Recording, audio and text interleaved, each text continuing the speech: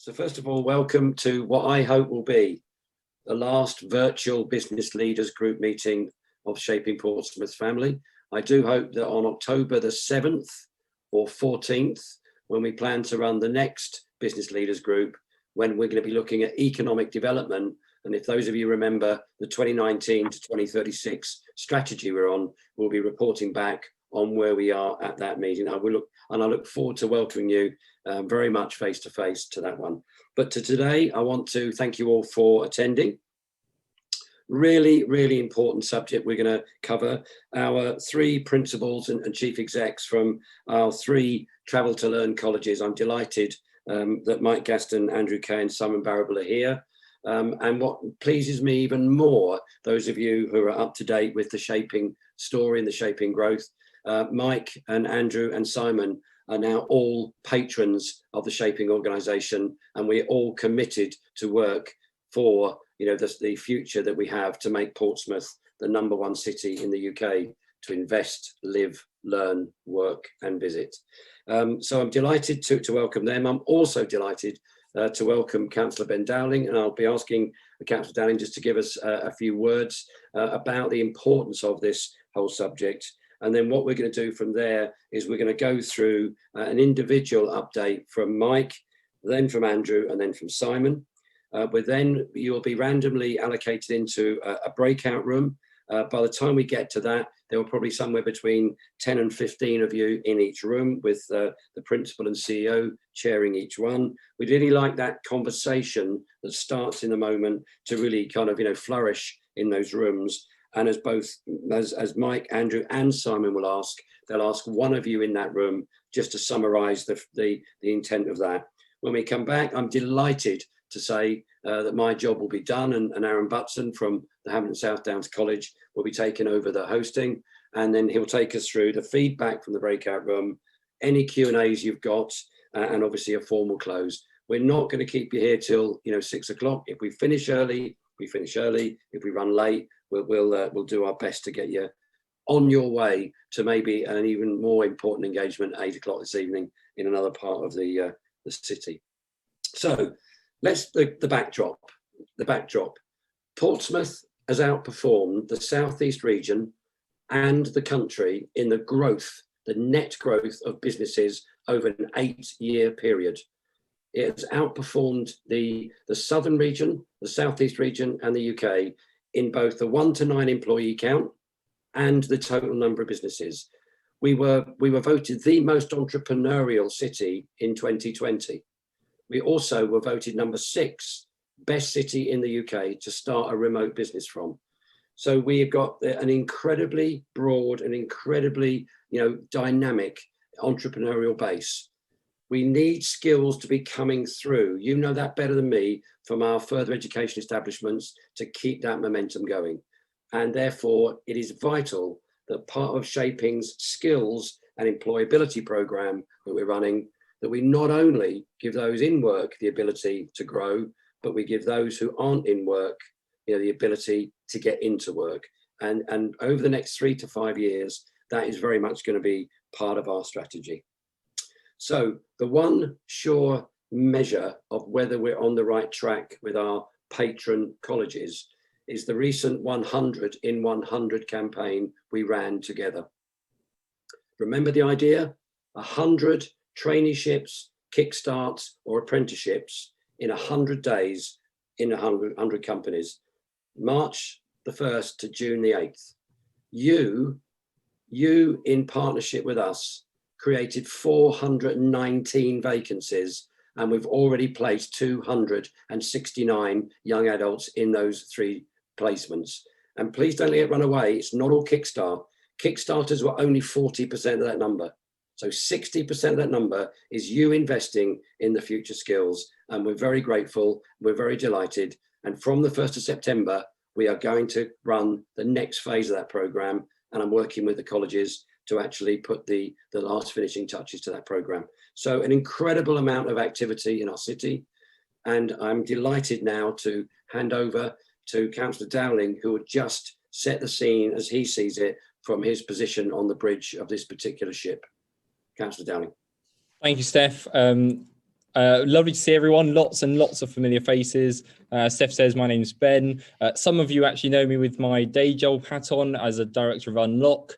Many of you know me as a counsellor. And if you're Neil, then you also know me as a former student. So lots of familiarity, which goes to show the dedication that so many people put into the city. Those of you that noticed, I'm not Councillor Susie Horton, who was kind of originally advertised for this session. Something urgent family related has come up for this afternoon, so I've kind of stepped in, but I currently take the role as Cabinet Member for Culture, Leisure and Economic Development, so I'm sure you can appreciate there's a very clear synergy between education, skills and the economic growth of the city. So last year, we being Portsmouth City Council, confirmed our skills strategy for the next 5 years. And that was developed in partnership with businesses, with Shaping and with local education providers. And that had 4 key themes. One of those key themes was about the integration of businesses and education in the development of skills in the city. So I think this event this afternoon is a perfect example of that. I'm really looking forward to A, learning lots, always looking forward to learning, and B, hearing some really interesting stuff from a group of amazing people in our principals that have joined us today, but also from all the attendees as well. And I said I would keep it very short, so I'll leave it there. Steph, back to you. Ben, thank you very much indeed. Okay, so having started on the front foot, we're going to continue that way. I'm delighted to welcome Mike Gaston from HSDC, Havant Southdowns College. Mike, welcome, and if I can ask you maybe just to address the audience here with your thoughts and your plans for this particular subject. Yes, of course. Thank you very much, Steph, and indeed, thank you to all for giving your time up for this. Just wanted to say a bit about the white paper and about HSDC's sort of response to it. The FE sector is a large and sort of complex one with a wide range, as you know, of public and private training providers, and a significant number of students. HSDC, for example, has over 5,000 16 to 18-year-olds. But it's frequently been said that the sector is overlooked and undervalued, maybe compared to the higher profile of the school sector or higher education sector. And furthermore, the UK has for a number of years, maybe unlike Portsmouth, but suffered from skills gaps in some vocational areas. And the government, as we know, has sought to raise technical skills levels and increase productivity through a number of strategies and initiatives. But I think persistent issues still remain. And so the white paper came along earlier in the year, skills for jobs, for lifelong learning, for opportunity and growth. It's a very catchy title, but actually sort of within it, there's actually some very key sort of issues about increasing momentum in the delivery of skills by increasing employer involvement in skills, courses, and better tailoring provision to meet local needs. It looks to improve higher technical qualifications, which are seen as a key progression route. It talks about introducing a lifelong loan entitlement, reforming accountability, and funding systems and supporting improvements in FE teaching. But I'd also say that we need to get behind the rhetoric a little and ensure that we grasp the opportunities and turn the intent from the white paper into reality. There's absolutely no doubt that the pandemic has brought extraordinary and unprecedented challenges to everyone, whatever sector you work in and whatever your business is. And of course, education and FE College is a business as well. Young people of all ages have been disproportionately affected, missing out not only on technical, professional and academic work, but on the crucial social development that attending college helps to build. You'll know probably many of you from your own experiences about how teachers have had to change the way they teach to your children, and teenagers are no different. Almost overnight, how we've actually had to adapt. And college leaders have been dealing with the impossible job of balancing students and staff needs in a landscape of ever-changing policy and guidance. But what I'd also say is that much has also been achieved. They say that huge strides in certain sectors or specialisms are made in a crisis. I can think in terms of the treatment of burns after the Falklands War. However, I think this crisis will be known for two things: shifts in progress in life sciences and vaccination programs, and possibly even more so the digital developments from delivery of provision to working patterns. You know, who would have thought we'd be doing this type of activity 18 months ago? Whereas it just becomes the norm now, even if we do forget to unmute ourselves. And so the common phrase is, you're muted. But we're very used to it. The ever expanding digital technology sector will be reliant on FE to help secure the many skilled employees will be needed over the coming years. I think we also need to think about reskilling and upskilling the many older people who may have lost their jobs during the pandemic. And it's interesting, historically, despite the obvious importance of colleges within the education ecosystem and the wider economy, I would say that the sector sometimes has not been given the recognition it deserves. We all hear about HE and we hear about schools. So, I, for one, was delighted by aspects coming out of the Augur review and indeed what's in the white paper. We've had a lot of late decisions or flip-flopping of policy that have created sort of huge uncertainty, causing considerable frustration for leaders and indeed our staff who are desperately trying to support students to achieve and progress with the right skills that they need and that you want.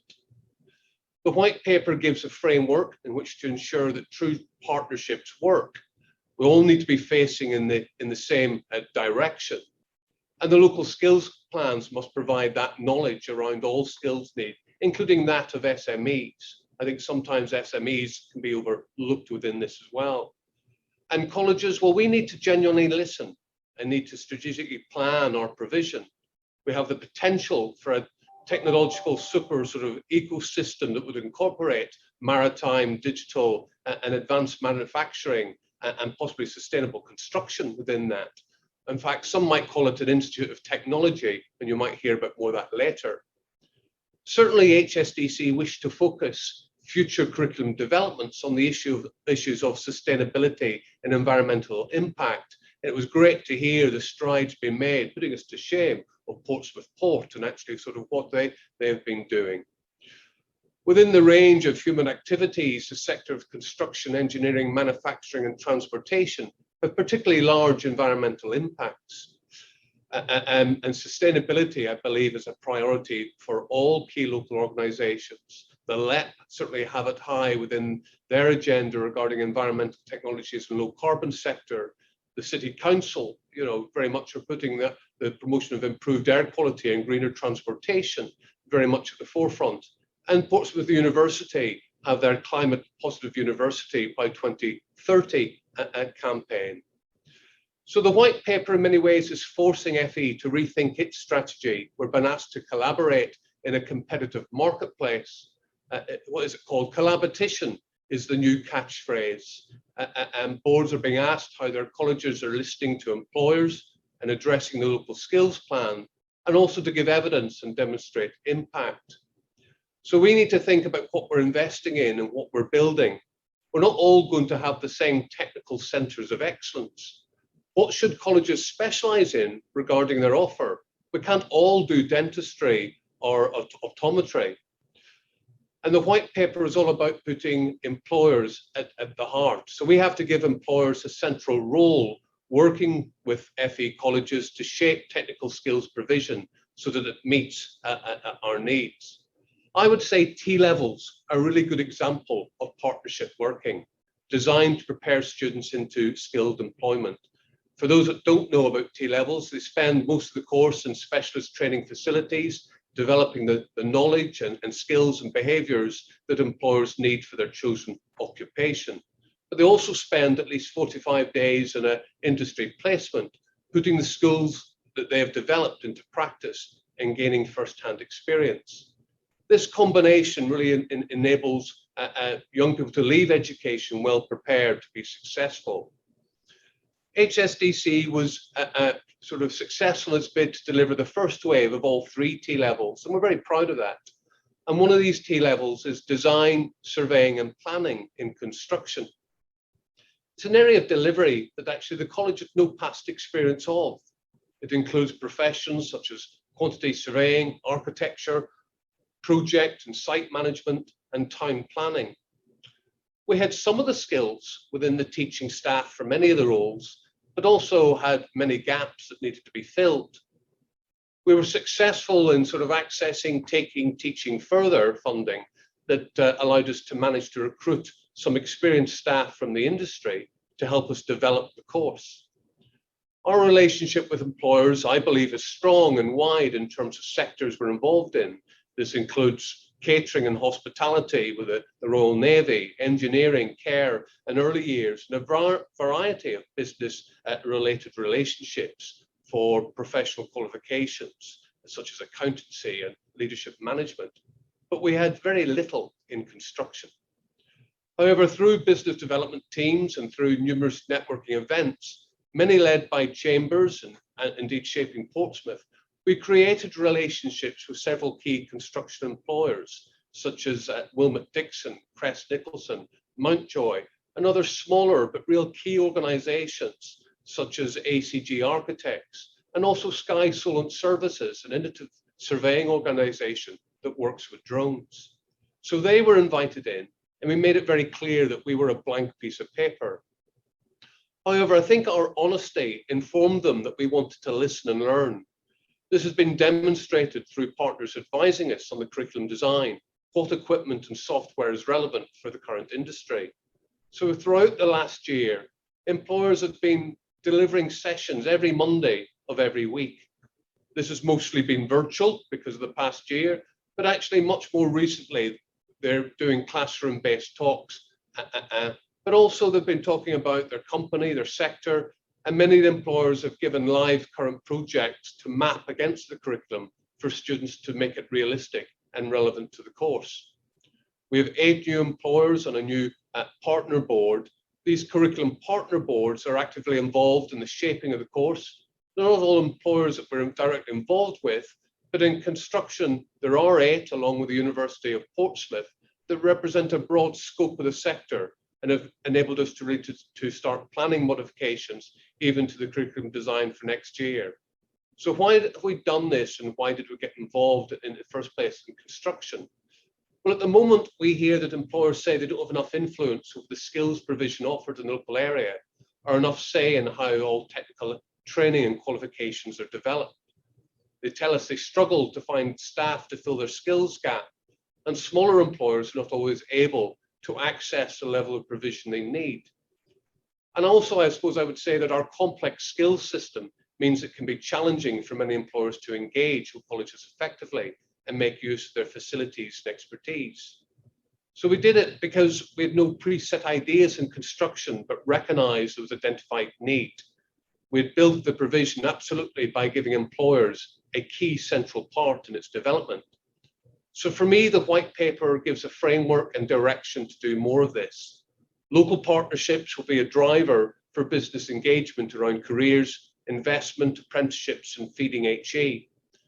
They need to support the LEP and city strategy and bring all on board, especially the SME business community. For me, it is a question of whether it's all manageable. The role of the new business centres, chambers, the LEP and other partnerships, including Shaping, will be crucial. We need to be working collectively to support the many established areas of skills development already here in our sub-region to help add value and enhance the existing skills ecosystem.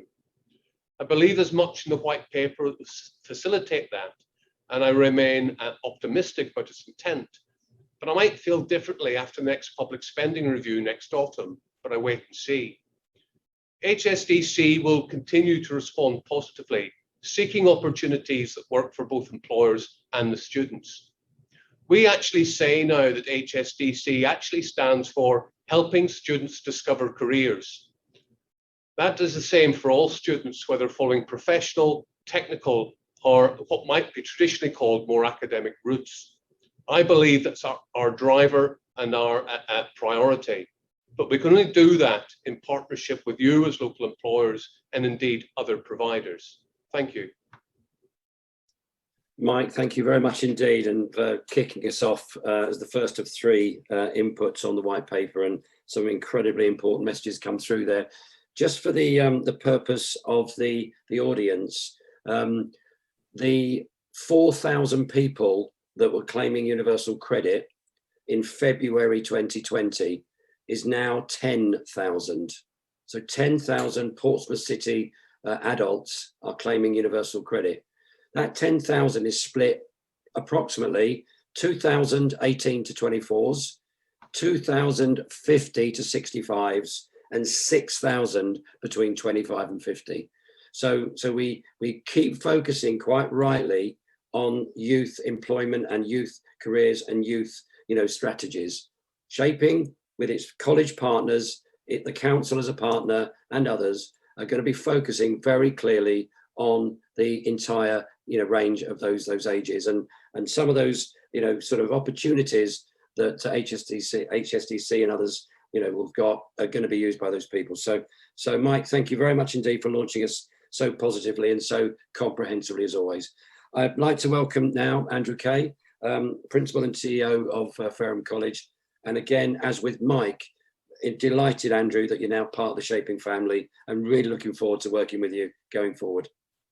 Thanks very much, Steph, and delighted to be a patron of Shaping Portsmouth. So, as you'd expect, Fareham College is located in Fareham, and we're just a little bit outside the boundaries of Portsmouth, but we increasingly attract students to the college from the city of Portsmouth, and particularly to some of our very, very specialist centres, CMAST and CTEC, which specialise in civil engineering and advanced manufacturing.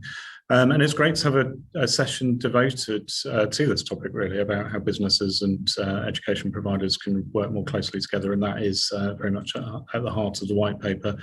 So as further education college leaders, we kind of live and breathe these policy documents, and we scrutinise them and consider what the impact is.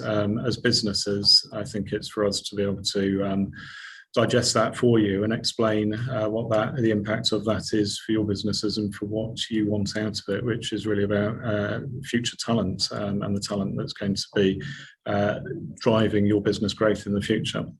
So I've spent today on a college leadership team away day, and we did that at CTEC, which is our civil engineering training centre. We did it in person, which was a refreshing change as well. So it's interesting being back on a Zoom call, having had a meeting in person with a group of people.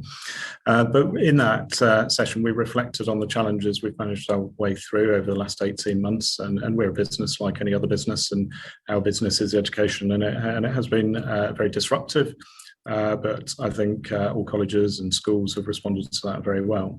But we've also spent a lot of the day looking forward to what the future holds for Fareham College, but very much for the FE sector as a whole.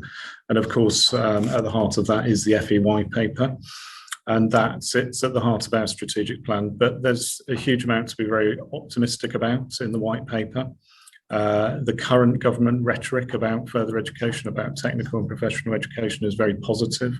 There's lots of attention on the power and purpose of technical further education. There's a huge amount of discussion about the benefit of skills and getting those skills into businesses quickly. And there's investment, and that's a novelty for some of us FE leaders who've struggled with financial investment from the government for a long period of time, and that's coming in the form of capital. And as Mike described, there's a purpose, a role of further education leadership to ensure that that investment is placed in the right places for the benefit of our communities.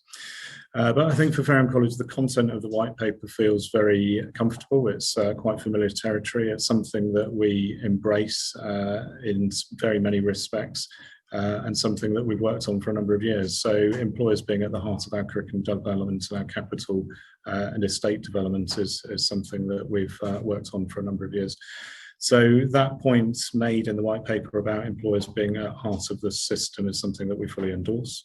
And there's very many examples of that at Fareham College. So CMAST, if anyone's familiar with that, which is our Centre of Excellence in Manufacturing and Advanced Skills Training at the Salient Airport, the Salient Enterprise Zone, what was HMS Daedalus, is a curriculum centre which was designed with employers as a steering group. They influenced the design of the building and the resources contained with it, and they've continued to influence the curriculum over the 6 years that it's been operating. And we have an employer steering group that continues to meets with the management team and the teachers there, talks about what the future skills are going to be in their industry. We have companies like BAE, Airbus, all members of that board, smaller companies as well, a company called the Small Robot Company, which is working in robotics and artificial intelligence. So that keeps us fresh and it keeps the curriculum alive. And if you were ever to visit the centre, it feels very more like a workplace than a college. You'll see employers in there meeting with their apprentices. They're a regular feature of the centre. We have very close links with the Innovation Centre across the road, and the companies in there are able to provide real-world projects to our students. We're co-located on an airport, and we have an aeronautical provision, so that provides fantastic opportunities for our students to really see their studies in action. And next to CMAST is CTEC, and CTEC's our Civil Engineering Training Centre, and the centre is an exemplar, I think, of employers at the heart of the system, and it won an AOC Beacon Award for employer engagement.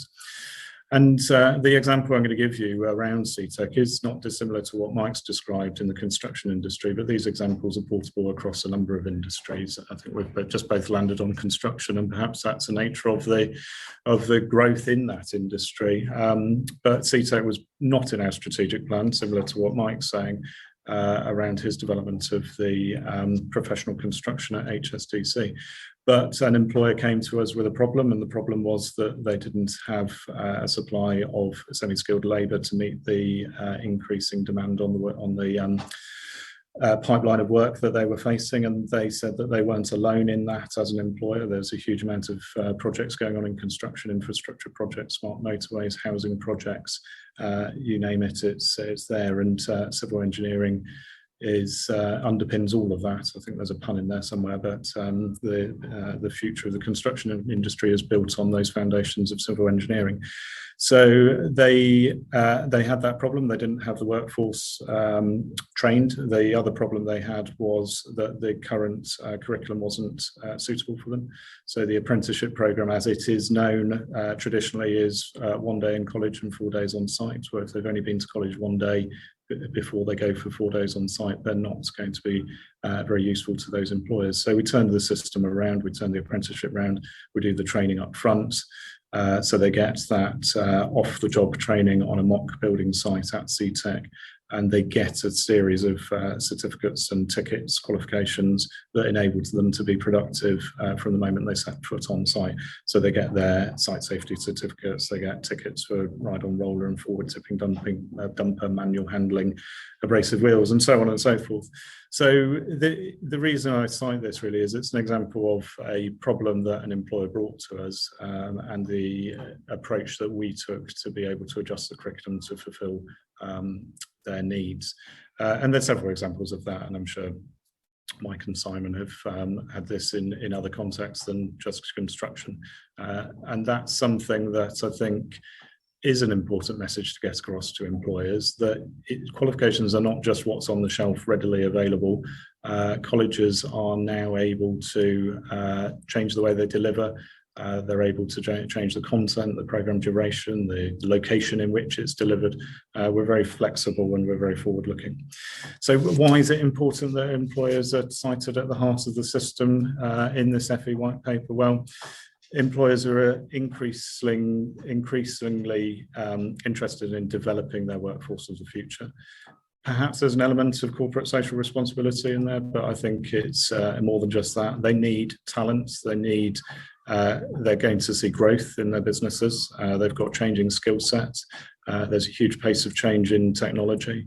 There's a replacement demand from an aging workforce.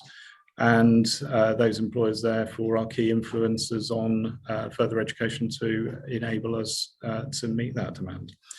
So the benefit to employers is great, but it is a two-way street. So we have employers who come to the college and provide guest lectures, again, very similar to what Mike's described there in his T-level constructions. They set real-world projects for us. They provide steering groups. They provide for mentoring opportunities or coaching. They take students on site visits and work experience. So it very much works both ways. Employers can give back as much as they can take from colleges in terms of training and talent development. So we have well-established employer boards in IT and digital, in engineering, civil engineering, construction, aeronautical, and health and social care. And I would certainly put a call to action out there. If anyone is interested in joining those boards, they're very welcome to contact me. And same, I'm sure, could be said for the other colleges on the call today. We're very interested in having that employer voice in developing our curriculum. So that's one aspect of the FE white paper, but another aspect is around positioning high-level technical qualifications as a valuable alternative to university. And I think we're seeing a step change here in attitudes to higher education, in policy, in parents' views, and also in young adults' views about what's going to enable them to get into the workplace most quickly and get earning and developing their career quickly. So universities are increasingly offering degree apprenticeships, colleges hire apprenticeships, and we very much consider our curriculum progression to all of those. And it's worth referencing within this context the application to an Institute of Technology for the Solent region. So the Institute of Technology premise is the development of level 4 and level 5 STEM curriculum. And we have made an application led by Solent University as the lead HE provider, Fareham College as the lead FE provider, and bringing together the very many good and better further education and higher education providers in the region, including Havant Southdowns, Eastleigh College, Brockenhurst College, and the Isle of Wight College. And if we're successful, then we would seek a share of a capital investment programme to enable us to enhance the facilities in all of those providers in the region. So great inward investment from the government to build on what's already a good further education provision in the local area. And I think the final point I'd like to make in reference to the white paper is really around the content in there about supporting excellent teaching and further education. So I've talked very positively about the opportunities ahead of us in FE, but there's definitely challenges as well. And one of those challenges is the recruitment of industry skilled teaching staff.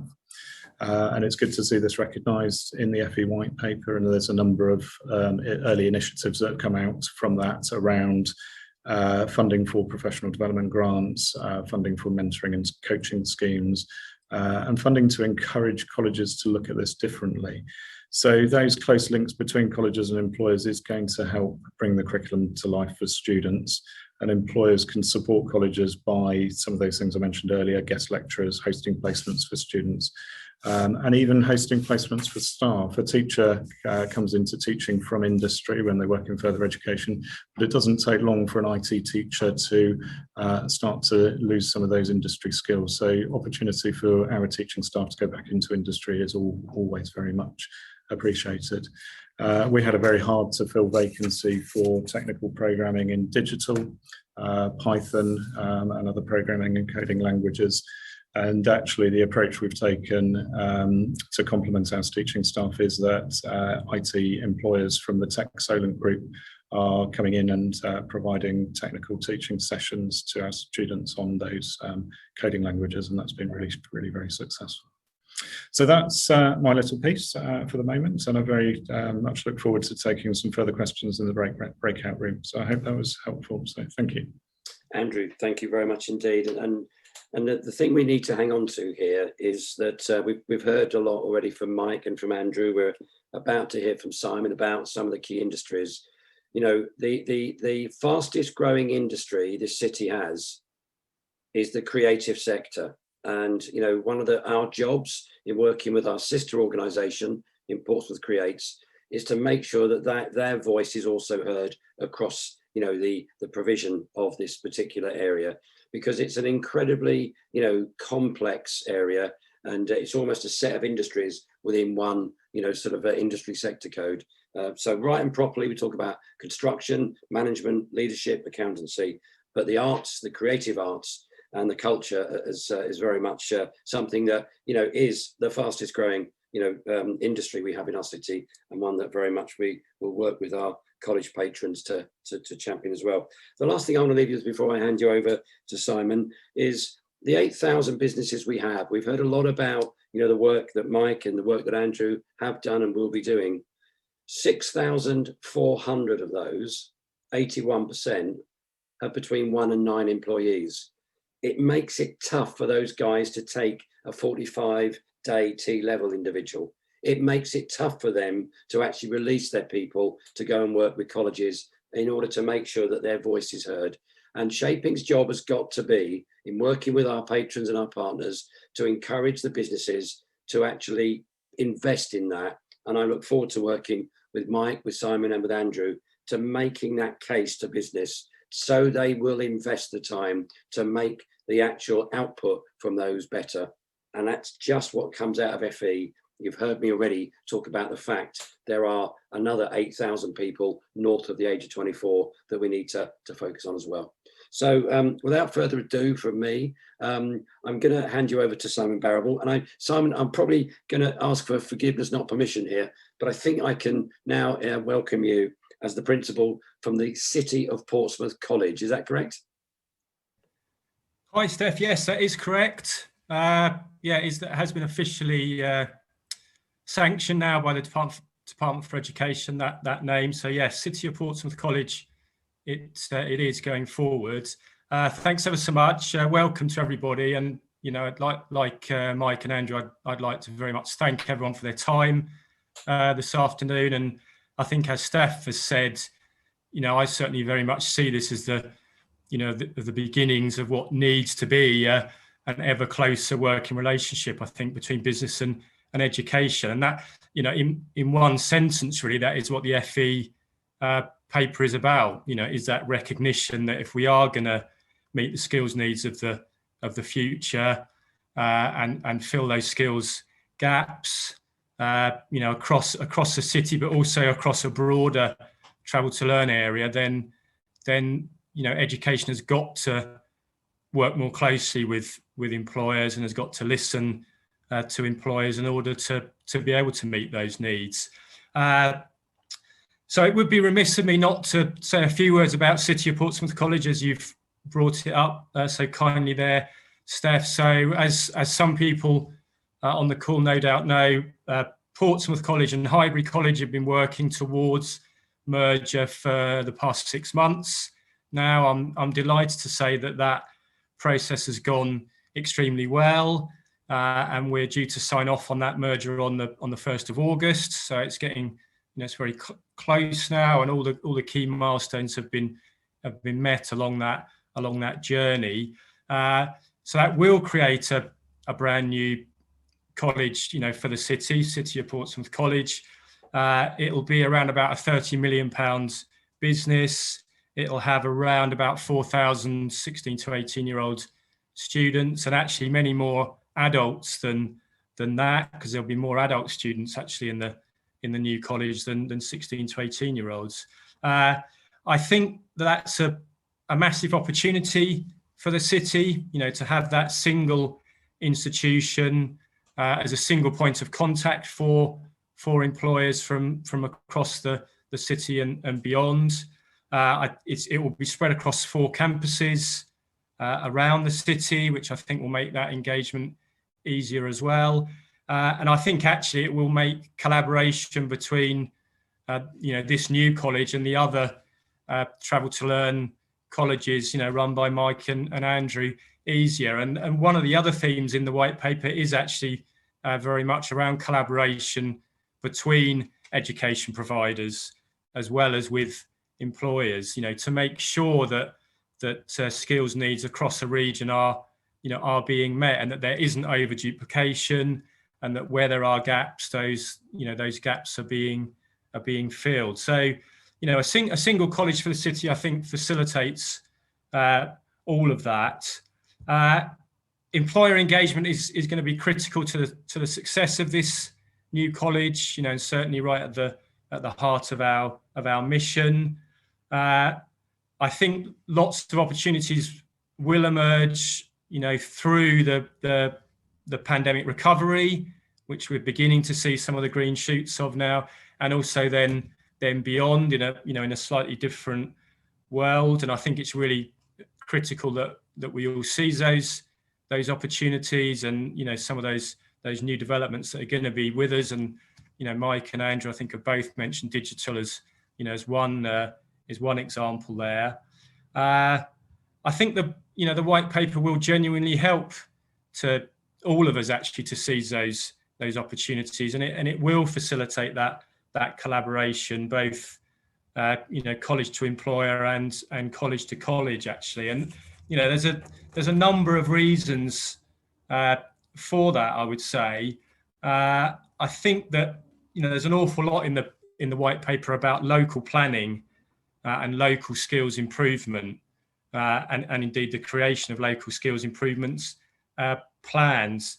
And there's also a small amount of money that they're putting behind that through strategic development funding, in order to enable that to take place. So I think that the fact that the need to meet those skills needs and do it in a planned, strategic way, being at the heart of this piece of this legislation, I think is really powerful.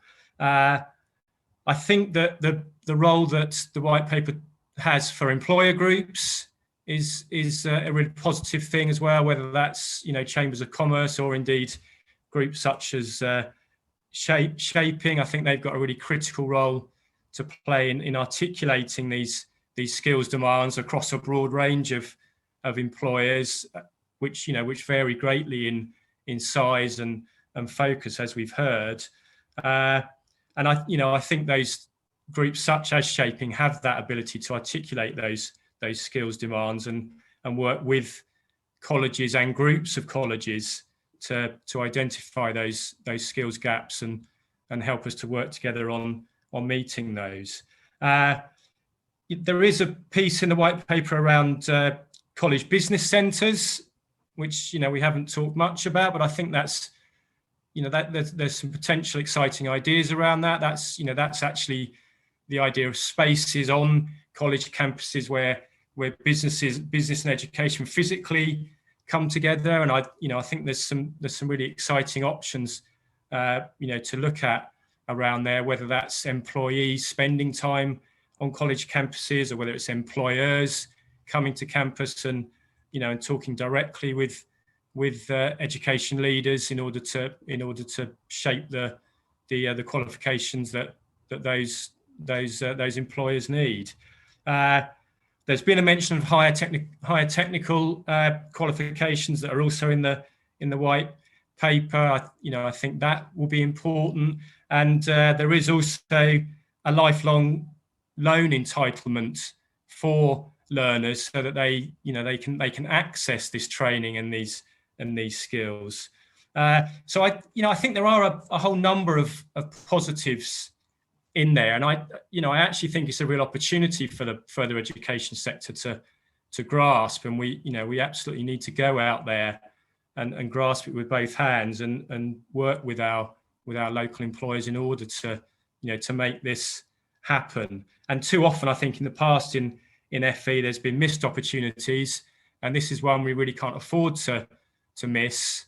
And therefore we've got to go out and listen to one another and listen to those employers and really start to work collaboratively together. Even as far as the co-collaboration of learning and training packages that that are bespoke and meet the needs of our local businesses. City of Portsmouth College is, as I say, is certainly very committed to that. It will bring together two strong traditions, an academic tradition with a vocational, professional, technical history, really, of Highbury's campuses, and I think that will give us the breadth that we'll need to meet these needs going forward.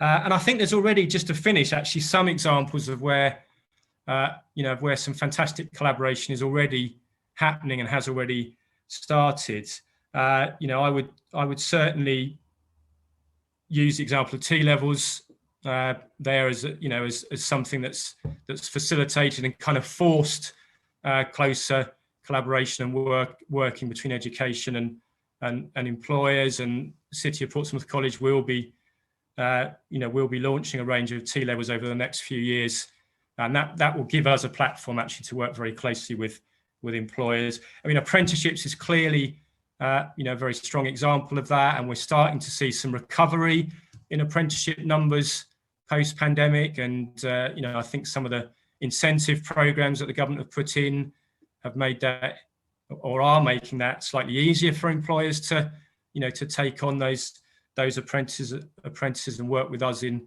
getting them trained.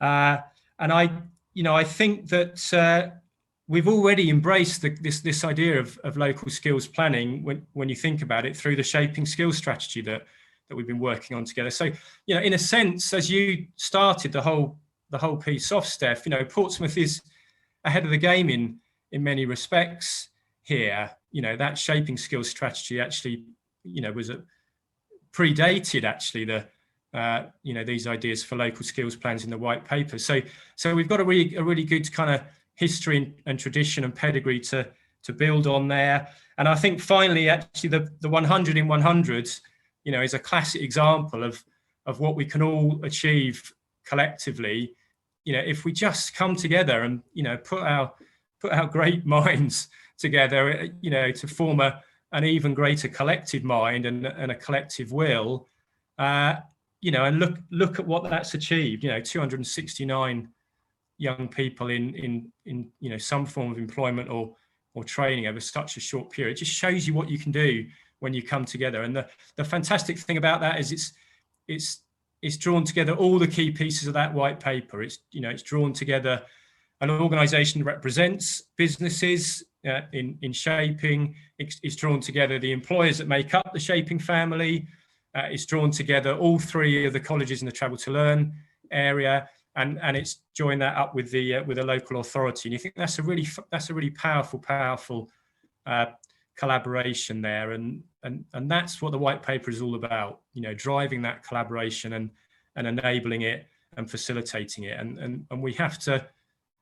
We have to keep sight of that for the sake of all the young people and adults across the city and beyond. So thanks ever so much for the time, Steph, and I look forward to joining a group of people in the breakout room. Thank you, Simon, very much indeed, and good luck for the next few days and few weeks as you land the new organisation. I know Tom Lloyd was saying he's pretty redundant, so he's got much to do, so he's got some spare time in his hands, I know. But anyway, the one thing I want to talk about before I hand you to the breakout rooms is the Shaping Skills and Employability programme. I am delighted that not only are Andrew and Mike and Simon full members of that skills and employability programme, so are the two social housing companies in Abbury and Vivid, so is the university, so is the council, and we are absolutely delighted that the Prince's Trust have now joined us. And finally, the piece that was missing in our previous programmes was the DWP, and they have now joined formally that skills and employability programme. We have 12 recruitment companies who we meet every 6 months now to give us direct feedback as to what the market around the city and in the city is asking for skills. We will be asking 20 business organisations to join a similar 6 monthly meeting where you can directly tell us exactly what is not happening. And then through the 9 partners that I've mentioned, most of them on the call today, that will also go back as part of that strategy to cover the entire, sort of employability and skills of anyone in or out of the work. So look out for the skills and employability programme as it gathers momentum over the next 6 and 12 months. I'm very excited about that. And in Jane Lemaire helping me lead that, we couldn't actually have a better co-leader of that. So I'm very grateful to Jane for her time in that. So hello, everybody. For those of you that don't know me, my name's Aaron Butson. I'm one of the assistant principals here at HSDC.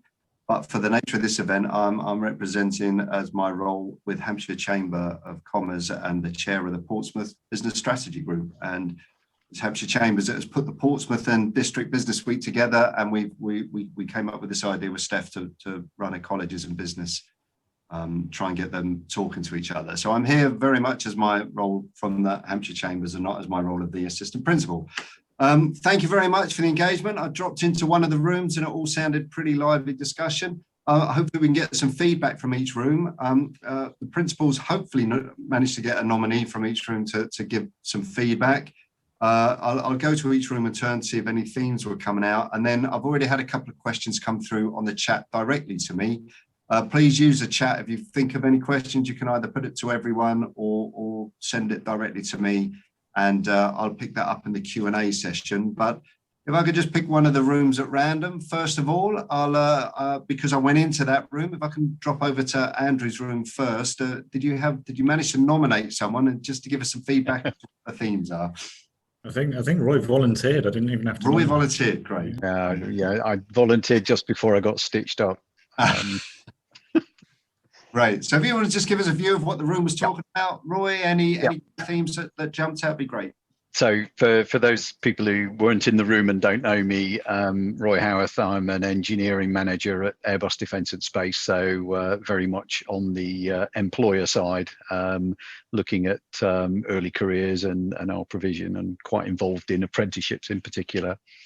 I think a lot of our discussion focused around not so much businesses talking to colleges, but actually how do we get the right relationship between colleges and schools, so that what we do is we explain to the students in schools what various avenues there are, and to try and get them away from this idea that there's only one way to get a valuable job, and that's you go to school, you do well, you go and do your A levels at college, and then you go off to university.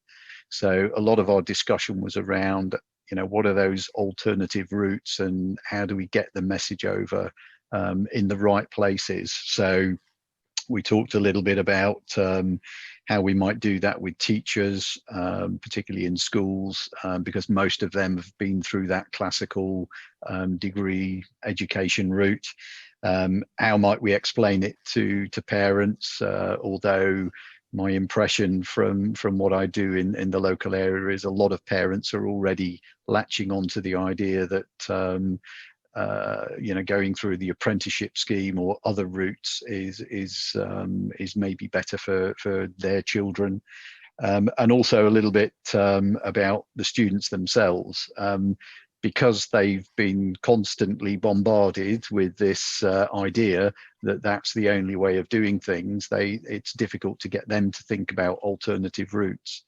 So one of the areas we talked about was T levels and how do they fit in, and as an employer, we're not really fully engaged with that at the moment, but it's something that we want to start thinking about. And then how do T levels fit with our various apprenticeship programs, and how can we use all of that to either bring in early careers entrants or upskill our current, or reskill our current employees towards the right skills that we need for the future. So I think, unless I missed something drastic, anybody else speak up, but that's kind of where we were. Okay, brilliant. So, I mean, they're very much in line with the discussions from the three principles, actually, isn't it? It's about skills and it's about getting employer involvement. But I think you brought in a key point there about the parents and the teachers and educating everybody as to what we're all trying to achieve and how does it fit in with the rest of the education that's out there, particularly that university level. So yeah, great. Thanks for that, Roy. Appreciate that feedback.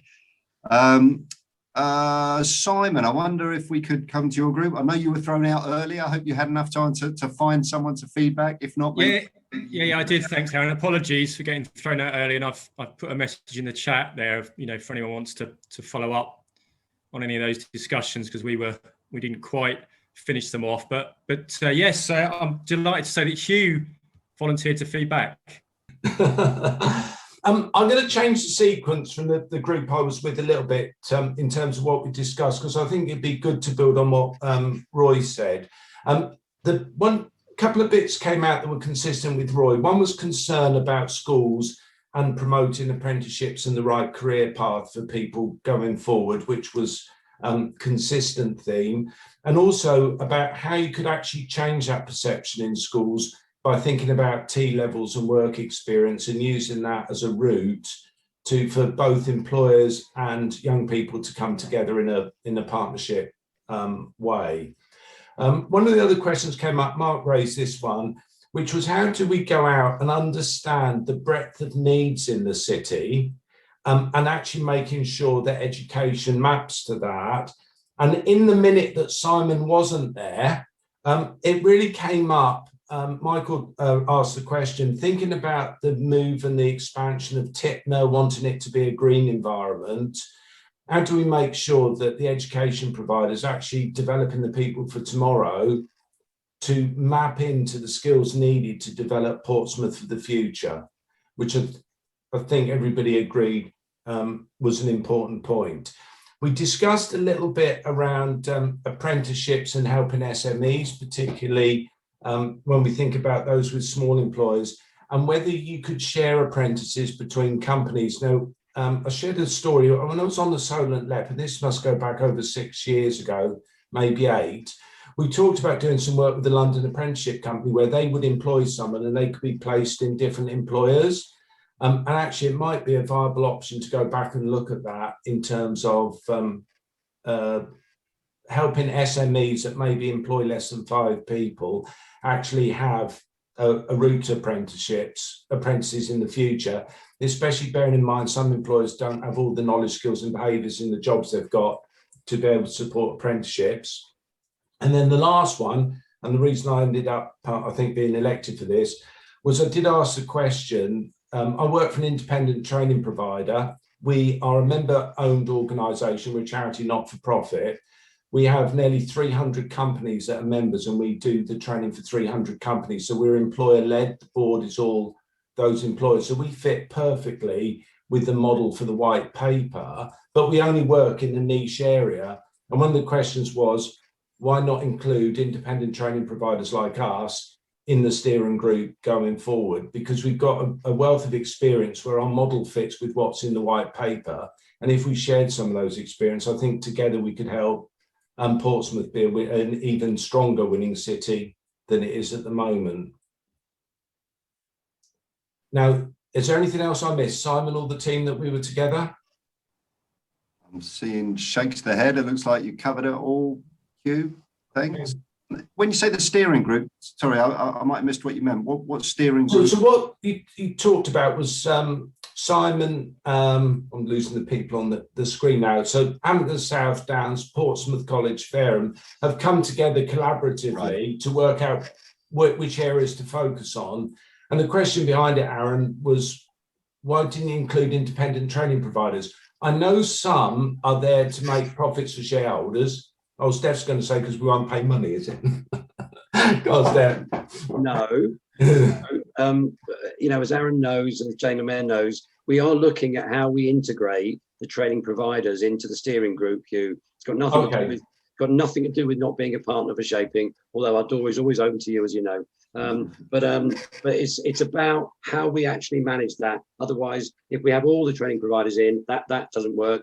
The Alfie network no longer represents a number of you. So we are, honestly, Hugh, we're not giving up. When the drawbridge is coming down, it's just which part of the moat we're going to lower it on and how we're going to get you guys to work with us. Because this is not a project. This is a program for the next 5 years to really make a difference. And we will need to work with you. We haven't yet found out yet how. Okay. Thank you. Brilliant. Thank you, Steph. And thanks, Hugh. And finally, the other room was with Mike. Mike, did you manage to cajole someone into being a spokesperson for you? You know me, Aaron. Yes, Louise kindly agreed to feedback. Brilliant. Yeah, it was the first thing we decided, wasn't it? Good. So we sort of flipped it on its head a little bit and started off talking about sort of, do the students have an input in like this at all, and what do they think about the jobs, and how does higher education help them get jobs?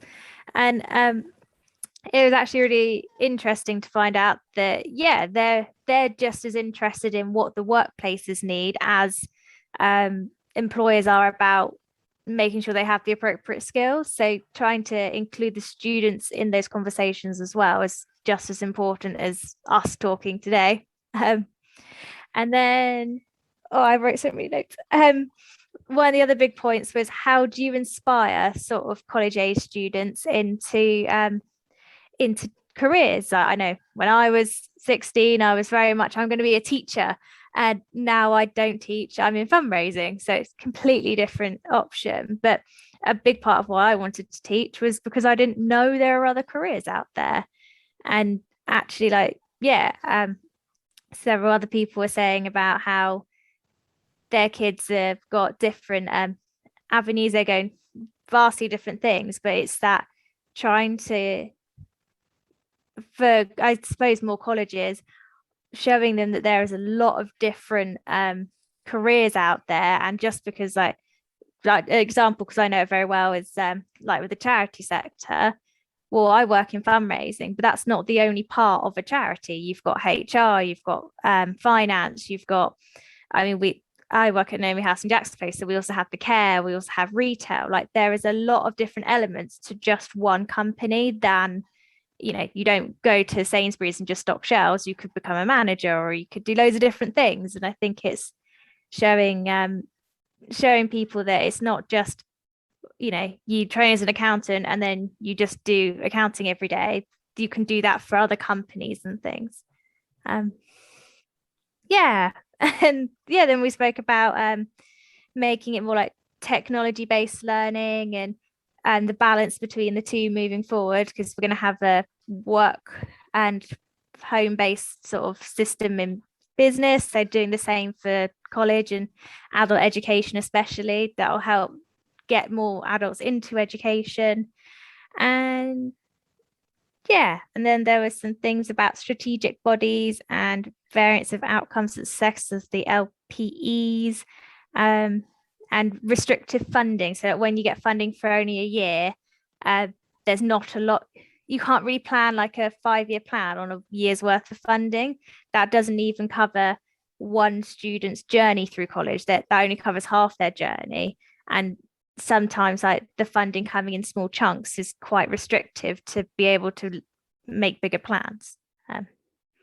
Yes, I think that was everything. Did I cover it correctly?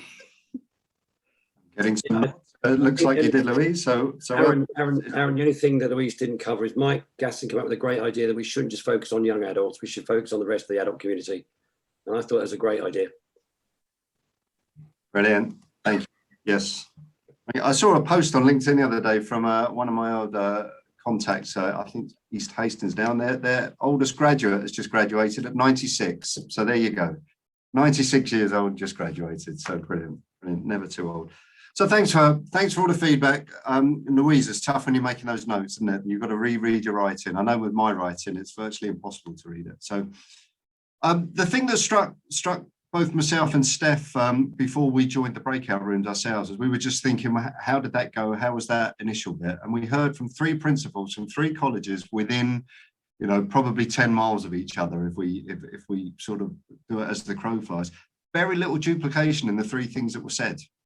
So it just goes to show that the breadth of what FE both has to deliver because of government, but also what the stance that the 3 colleges are taking in this area is so broad that there was very little room for duplication. In fact, all we were doing, all the principals were doing at the time was just kind of acknowledging where there was duplication, but then talking very broadly about what they were doing individually. So it's I think that shows one of the great things about the education sector as it goes, but also one of the issues. And one of the questions that came through the chat to me earlier was the range of opportunities at FE. And I put this to all the 3 principals. The range of opportunities at FE is huge. How on earth can employers, particularly those smaller employers that maybe can't invest in things like training and development arms, how on earth do they navigate that? How on earth do they understand what they are eligible to do, what there is eligible for them to do? I'll get each principal in turn to have a go. Simon, you're on the top left of my screen. I wonder if you'd like to pick that up first. How on earth do employers navigate the range of offer that's out there? Yeah, that came up in our group as well, actually, Aaron. And I think we discussed the idea of advisory boards, or an advisory board of some description that that could meet relatively infrequently, so it's not a massive demand on employers' time, but could be there to, or part of its role could be to help employers keep up with curriculum developments as it's happening, because it's a rapidly changing world. And of course, at the same time, it'd be a useful vehicle for listening to employers, as well, in the spirit of the white paper that we've all been speaking about. So I think, however we constitute it, whatever we might call it, there needs to be some, something like that. And it could be an arm of Shaping's work, couldn't it? For example, we don't need to reinvent the wheel here, but somewhere we do need that curriculum understanding piece. I agree. Okay, brilliant. Thanks. Mike, any thoughts on that? How on earth do we engage? How on earth do employers engage on the scope of what we can offer? Yeah, it's a commonly asked question. It was raised even, was it last month, with a Business South networking meeting where we had a similar breakout session. And what came out of that actually was a cooperation between sort of Eastleigh, Fareham and ourselves in terms of trying to put a more simplified sort of roadmap or perspective or something else in terms of what are the routes that actually one can take and at what level, and actually who's responsible for what. Because time is key. People don't want to have a whole raft of stuff to try and actually find their way around and explore. I suppose the other bit that I remain positive about in terms of the future is actually how these business centres will set up. I do think they will be a hub and spoke model. I don't believe there'll simply be one centre that exists. I think that actually they will be created in a way with chambers, with local networks such as Shaping, to actually be promoting a one-stop shop, if you like, locally for SMEs to walk into, to actually get guidance from other SMEs that will be within that facility through dialogue, but also with the educational specialists to actually direct and signpost in the correct way. But I think it's a key one. And for me, the business centres are an absolutely essential part of that to signpost correctly. Okay, thank you. So business centres. Andrew, anything to add to that? Any other thoughts?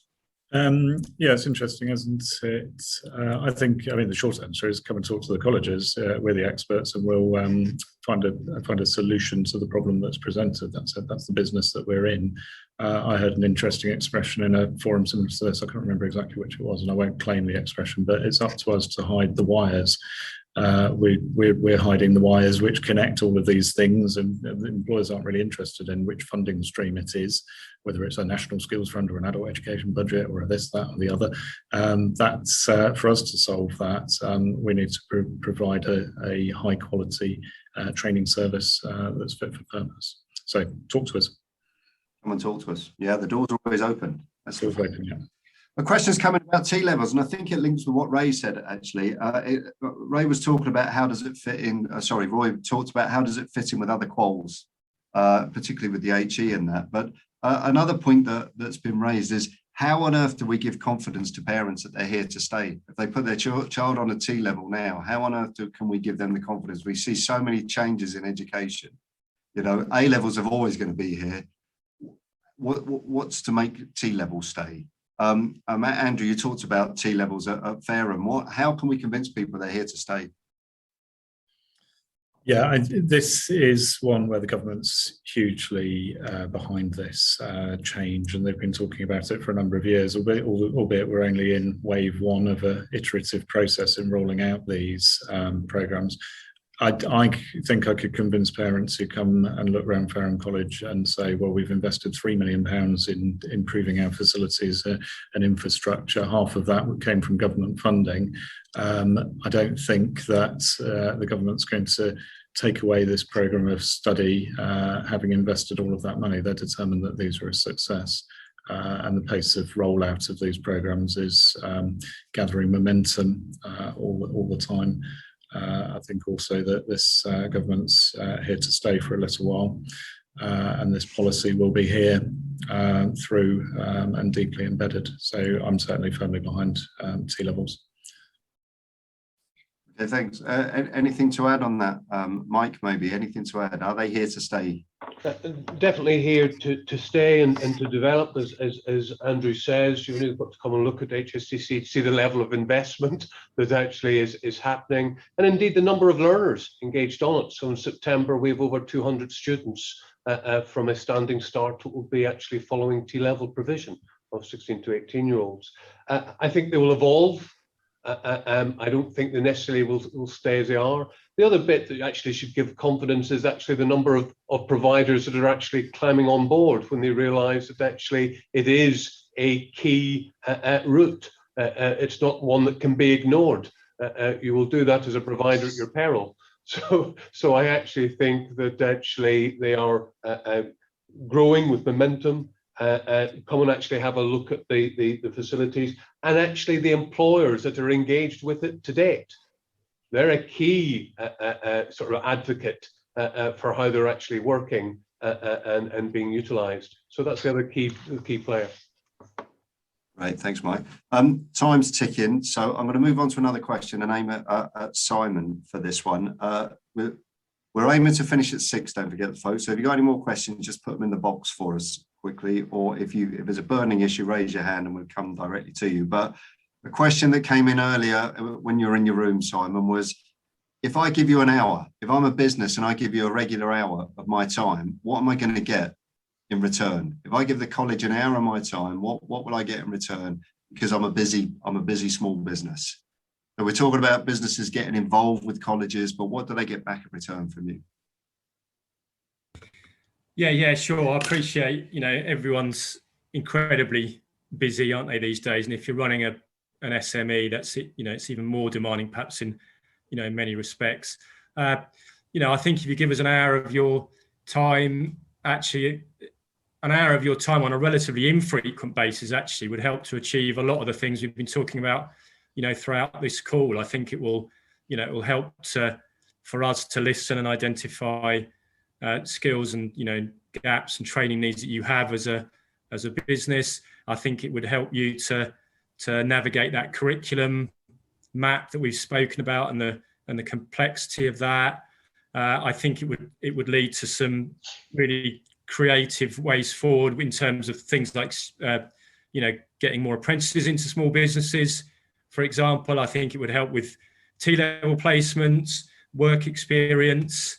I think there's a whole host of positives that would come from that, and also actually it would help the colleges and our staff understand your sector better and be able to talk more knowledgeably and more confidently about your sector when they're in front of our students as well. So I'd be very happy to steal that hour of time, and I think it would be really valuable on both sides actually.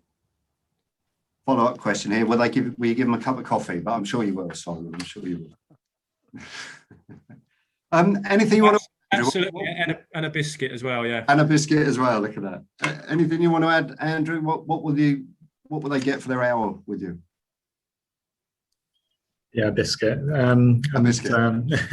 No, I think we're always really keen to hear directly from employers, and some of the examples that I cited earlier is around that flexibility and innovation in terms of responding to those employers' needs. Right, thanks. And Mike, I'm sure you're going to say similar things. You might throw in a slide. I'm going to say very succinctly that they'll get the first choice of their future employee from a tremendous talent pool. Okay, brilliant. Thank you. So I'm looking at the chat. I can't see any more questions coming in. So it looks like we may be coming to an end. So unless anyone's got anything burning to say, and before I hand over to Ben to give us Councillor Ben to give us a closing statement, I just want to take this time to say thanks to everyone for taking part in this event. Thanks for Steph and Stuart at Shaping to really put this together and access the business leaders group that you've got. It is part of the Portsmouth and District Business Week that's been running all week. Hopefully you've had a chance to get to some of the events. I've been to a few. I learned an awful lot about Portsmouth Ports yesterday. And a colleague of mine went to the Portsmouth Creates, and there's a big event being run tomorrow morning with Joe Buffett, who I can see is on the call, and Ian Gribble in the networking event, the LinkedIn Local, using that network of people. So it's a really great events taking place, culminating in the Portsmouth News Awards on Thursday evening, tomorrow evening, where I start the evening off looking like James Bond and I usually finish looking like Austin Powers. So I'm looking forward to that evening very much. So just a great big thank you for me, for everyone who's been involved in this. Thanks to Mike, Simon and Andrew for your insights and for putting yourself up to be put in front of all these businesses to talk to you directly. Much appreciate that. And before we sign off properly, I'd just like to hand over to Councillor Ben just to give us a closing statement of what you think you've heard today and today's event. Thanks, Aaron. Don't worry, everyone, I won't keep you. And Ben is always fine. Although Councillor Ben could be like an odd TV show, a bit like Mr. Ben. But anyway, big thank you to everyone. Really interesting conversation. I said, I hope I learned something. I certainly did. I'm certain that must be true of everybody else in the virtual room. So thank you to our principals. Thank you to Aaron and Steph and Stu as well. Stu kind of works away in the background on these sorts of things. So thank you. And to everybody for giving up their time. I suspect people are eager to cook food, pick up children and do other things. So I will leave it there. But I hope to see people soon, and we do still have 2 more days of the Portsmouth District Business Week, so please do attend other things, or at least tell others that you've attended this one later in the week. Thank you very much. Thank you very much. And one final point from me, Stuart will be sending out a Survey Monkey just to gauge some kind of response from this, because it's really interesting that we can keep starting these conversations with businesses and colleges. Do you get enough from it? Do you feel as business owners you're getting enough from it, and how can we improve on the way that we're trying to engage with this? So please engage with that when Stuart sends it out to you, because it'd be great to get a feel from that. But from me, that's all. I'm starting to feel the nerves, so I must admit, but I'm still quietly confident for a fairly easy 3-0 victory tonight. So I hope you'll all join me in celebrating that a bit later. And then we've just got the significant barrier of Italy to climb over at some point on Sunday. But other than that, I'm looking forward to the evening. Thanks to everyone for attending, and have a good evening, everyone. Have a good evening.